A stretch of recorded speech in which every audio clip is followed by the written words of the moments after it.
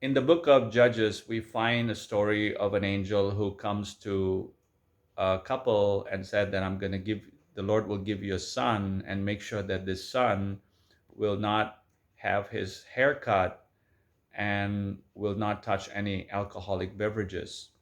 So this child indeed was born to them, and he was called Samson. But when we look at his life, he did not really live a life that obeyed God. And it appears again in Luke chapter 1. An angel appears to a couple and said the same thing, that your child will be a Nazarite, he will serve God, and he should not have his hair cut, and he should not touch any alcohol. But we see that John the Baptist really lived out a life that obeyed God and fulfilled God's purposes. So you can have similar callings between two people, but the outcome could be different. It depends on how we respond to the calling of God. So I want to encourage you, God has a calling for each and every one of us. We're all called to be Nazarites.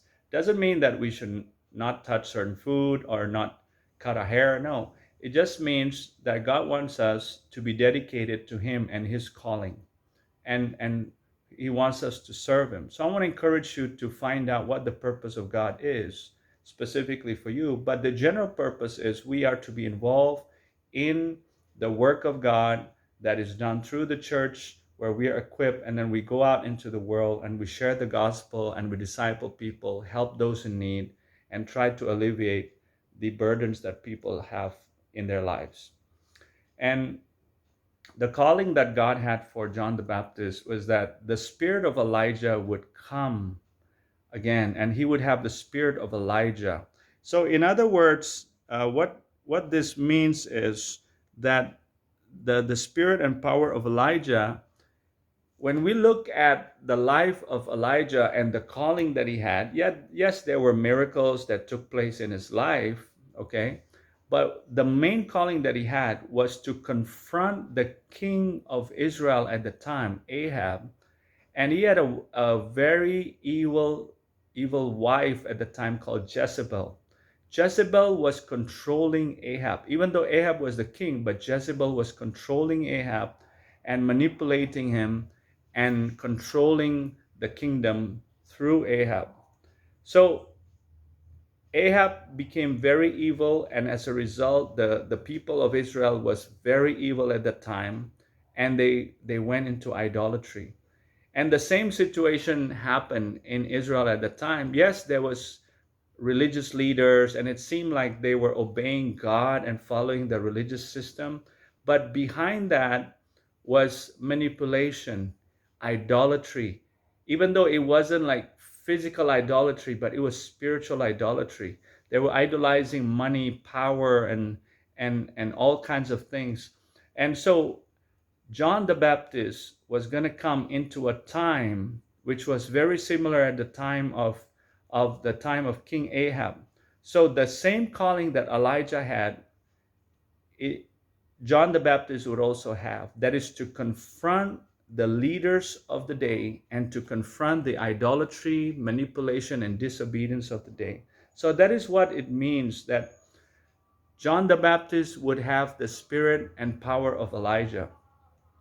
And we see through the life of John the Baptist, he did confront the leadership of his day, he confronted the religious leaders, he confronted Herod, to the point that Herod's wife had him killed. His head was cut off because he told Herod that you're not supposed to take your brother's wife. So we see here that he was fulfilling the purpose and plans of God that God had for his life, even though it cost his life. So that is from Mark chapter 1, a little bit of that.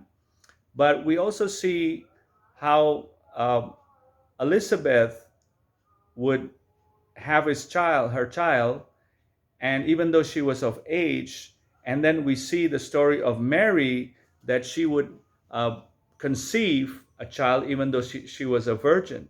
So we see that medically speaking, biologically speaking, these two women were not supposed to have children. See, God creates the biological system in this world, but He also has the right to override those systems. So whatever it is that we're facing, yes, it may be according to the system that is already placed in this world, but God has the right to override that because He's the creator of that system. And when He wants to fulfill His purpose and plans and He wants to show His love to us, He can override that. So I want to encourage you in that. God is the God of the systems of the world. He can do whatever He wants in order to override that. But in the next video, I'm going to talk about the different responses that Zechariah had and also Mary had. So look forward to that. Thank you.